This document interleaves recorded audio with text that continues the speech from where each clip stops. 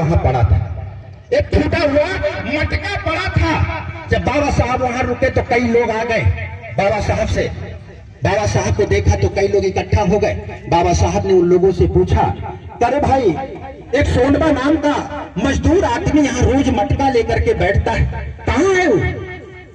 लोग रोते हुए कहे, करे साहब, आपने देर कर दिया साहब। अभी कुछ दिन पहले आने की अधूरी आस लेकर सोनबा इस दुनिया से चला गया साहब।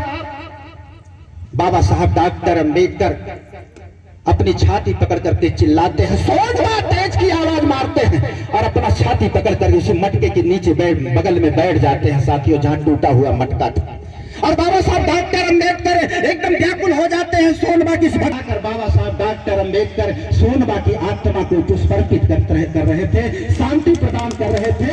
ऐसे समय में बाबा साहब डॉक्टर अंबेडकर की इन पलकों में बाबा साहब की आंसुओं को नहीं रोक पाया था मित्रों। एक तरफ झरझर आंसू बह रहे थे बाबा साहब डॉक्टर अंबेडकर के, और दूसरी तरफ उस टूटे हुए मटके में सोनबा बाबा साहब की आंसुओं में सराबोर हो रहा था। ऐ मेरे मित्रों, बाबा साहब को लोगों ने खड़ा किया कि बाबा साहब संभालिए अपने आप को, सोनबा अब नहीं रहा। भाई, तुम्हारा ये हमारे प्रति विश्वास, हमारे प्रति जो लगाव था सोनबा, इससे तुम मेरे अंदर तुमसे हजारों हाथियों की ताकत मिल गई है। अब मैं कसम लेता हूँ सोनबा, तैयार करता हूँ आज इस धरती पर पनवेल में कि आने वाला समय जो जिस व्यवस्था ने तुमको मारी है, इस यहाँ की सड़ी गली व्यवस्था, यहाँ की जातिवादी व्यवस्था को खत्म करके तब चैन की सांस लूंगा सोनबा, मैं चैन से बैठने वाला नहीं हूँ। ये बाबा साहब डॉक्टर अंबेडकर ने कसम। अब आप बताओ, इतनी जलालत झेला था बाबा साहब ने तो क्या मिला?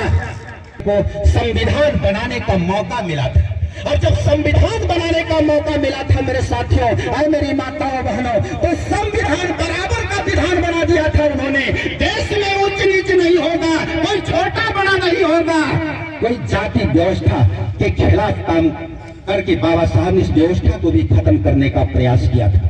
इसलिए कहना चाहता हूं मित्रों, अगर संविधान बनाया बाबा साहब ने, संविधान में सारी व्यवस्था दिया, एक बहुत अमूल्य चीज हमें आपको दे दिया बाबा साहब ने, जो बहुत दिनों से हमें आपसे बहुत दूर था, वोट देने का अधिकार। और वोट देने का अधिकार जब बाबा साहब दे रहे थे, यही Gandhi and company, Jawaharlal Nehru and company के लोगों ने तगड़ा विरोध कर दिया था, कहा नहीं, सबको वोट देने का अधिकार नहीं होगा। वोट देने का अधिकार उसको होगा जिसके पास हाई मैट्रिक पास की डिग्री होगी। आप कल्पना करो, बाबा साहब ने लड़ाई लड़ा था। इस देश की व्यवस्था है, नारी शूद्र विद्या ना देतम, जहाँ नारियों को शिक्षा वर्जित है, जहाँ शूद्रों को शिक्षा वर्जित है, ऐसे में शिक्षित होने का कोई मतलब ही नहीं बनता साहब। और रही बात धन धरती का, तो जहाँ ये भी लिख दिया गया कि शूद्रों को धन धरती रखने का अधिकार नहीं है, तो फिर साहब धन और धरती कहाँ से रहेगी? इसलिए मानव होने के नाते, मानवता के आधार पर, चाहे देश का राष्ट्रपति होगा, चाहे मेरा लल्लुआ बुद्धुआ समाज का व्यक्ति होगा, सबको एक वोट देने का अधिकार होगा। ये बाबा साहब डॉक्टर अंबेडकर ने चैलेंज किया, और जब अधिकार दिया साहब, बाबा साहब डॉक्टर अंबेडकर ने जब संविधान, डॉक्टर अंबेडकर ने ऐसा किया।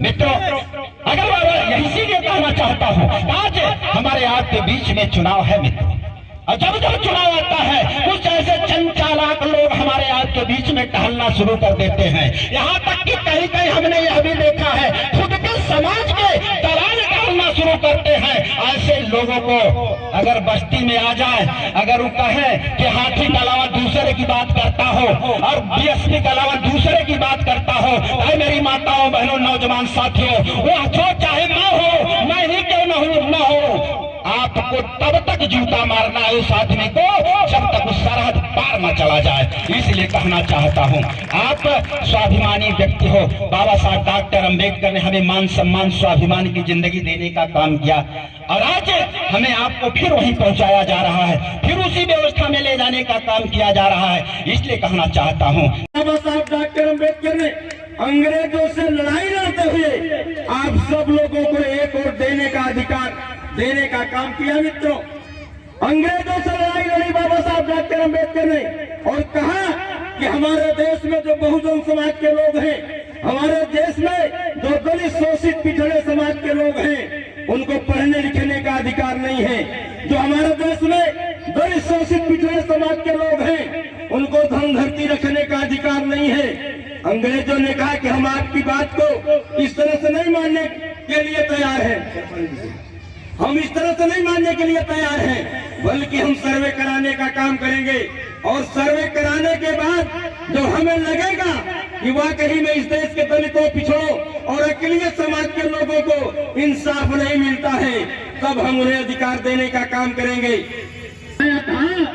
उसके साथ बाबा साहब डॉक्टर अंबेडकर भी, दिन में तो बाबा साहब डॉक्टर अंबेडकर उस सर्वे के साथ रहते थे, लेकिन रात में समझाने का काम करते थे कि जब कमीशन के लोग आएंगे, सर जॉन साइमन कमीशन के जितने भी सदस्य होंगे, आपसे आकर के सर्वे करने का काम करेंगे, पूछने का काम करेंगे, तो आप पर जो बीतती है, आप पर जो इस देश के रहने वाले लोग जो जुल्म ज्यादती करते हैं, उसको आप बताने का काम करिएगा।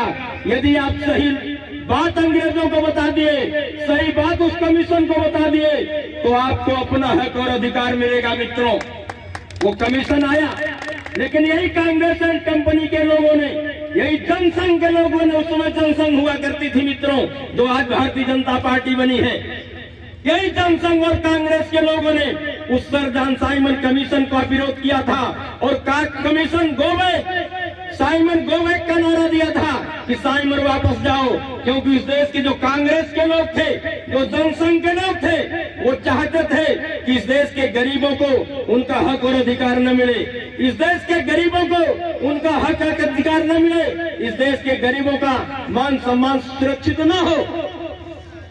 साइमन कमीशन ने अपनी रिपोर्ट 1930 में प्रस्तुत किया। उस समय भारत का जो प्रधानमंत्री था, अंग्रेजों को बुलाया, लेकिन 1930 में यही सारे लोगों ने विरोध किया कि नहीं, हम लंदन में जाने का विरोध करते हैं, हम वहां नहीं जाएंगे। बाबा साहब डॉक्टर अंबेडकर अकेले गए।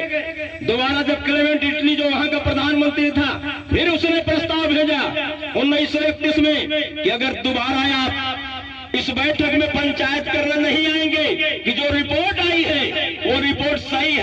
आपका चहेता चैनल भारत सरकार की डिजिटल मीडिया आचार संहिता 2021 के अंतर्गत FCDN का सदस्य है। हम अपनी खबरों में FCDN की कोड ऑफ इथिक्स का पालन करते हैं। FCDN का सदस्य होना ही खबरों की प्रामाणिकता है।